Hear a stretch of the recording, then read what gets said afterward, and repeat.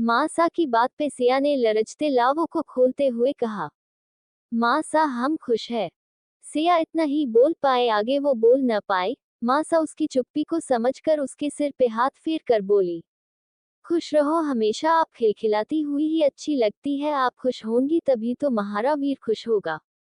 माँ सा सिया की शर्मती हुई नजरों को भांप कर बोली, दिया आप लोग आराम कीजिए, आप दिन भर का सफर करके आए, फिर घर के तनावपूर्ण माहौल ने आपको और परेशान कर दिया, इसलिए अभी आप आराम, कल सुबह उठकर आपको और वीर को कुल गुरु जी के आश्रम जाना है, ये तुम्हारे बापू सा कहना है। और हाँ, आज रुद्र अपनी दादी सा के पास ही सोएंगे, तो आप आराम कीजिए, हम चलते हैं, सुबह आपसे भेंट करेंगे, आप याद रखना आपको सूर्य उदय से पहले ही निकलना है।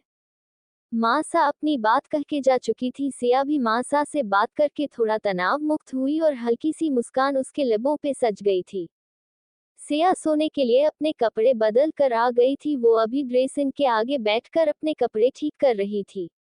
सिया इस टाइम हल्के गुलाबी रंग के लहंगे में बहुत ही सुंदर लग रही थी। वो मांग में सिंदूर भर रही थी। उसी टाइम वीर कमरे के अंदर आया। डॉट आते ही वीर की सीधी नजर शीशे के आगे बैठी सिया पे पड़ी।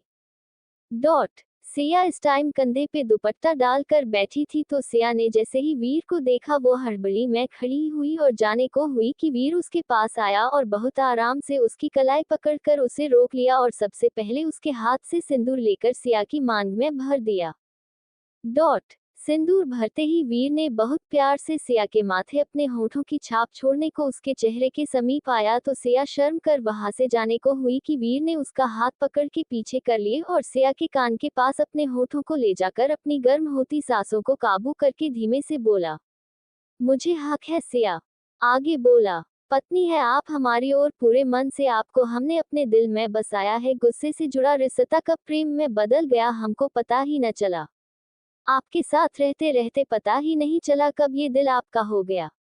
और आज हम इसी घर में हमारे कमरे में आपसे अपने दिल की बात कहते हैं। सिया हम आपसे बेहद प्रेम करते हैं और आपको हर तरह से अपना प्रेम देना चाहते हैं और आपको हमारे सारे अधिकार देना चाहते हैं। क्या आप हमारे ऊपर अपना अधिकार जमाने को तैयार हो? क्या आप भी हमसे प्रेम करती हो सिया? वीर बिना रुके एक सांस में पूरी बात बोल गया। सिया वीर की बातों का कोई जवाब न दे सकी, बस शर्मा कर वीर के सीने से लग गई। वीर सिया का इशारा समझ गया था। वीर ने अपने दोनों बाजुओं को सिया के इर्द गिर्द लपेटकर उसे अपने आलिंगन में भर लिया था। वीर सिया के गले लगे हुए ही उसके माथे को चूम लेता है। वीर के स्पर्श से सिया अंदर से सिमट सी गई। वीर और सिया आज दोनों ही अपने अपने प्यार का इजहार कर चुके थे। वीर ने सिया को अपनी बाजुओं से थोड़ा सा पीछे किया और सिया के चेहरे की ओर झुकने लगा। सिया वीर के आगे की प्रतिक्रिया को समझकर शर्मा कर उसकी बाजुओं से अलग हुई और दूर जाकर खड़ी हो गई। सिया की इस हरकत पे वीर मुस्कुराए बिना नहीं रह पाया।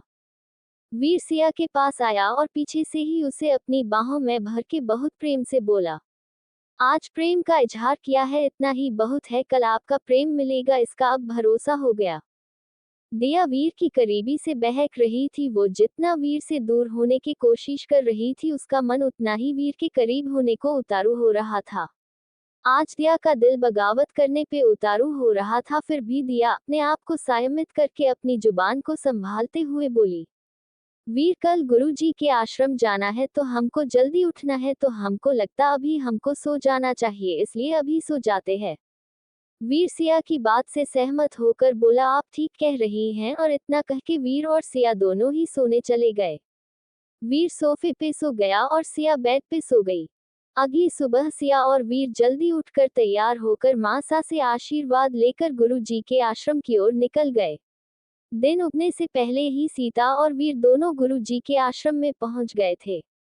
वीर और सिया दोनों को साथ में आता देख कुल गुरु मंद मुस्कुराए और अपने सेवक को इशारा करके वीर और सिया को दूसरी कुटिया में ले जाने को कहा।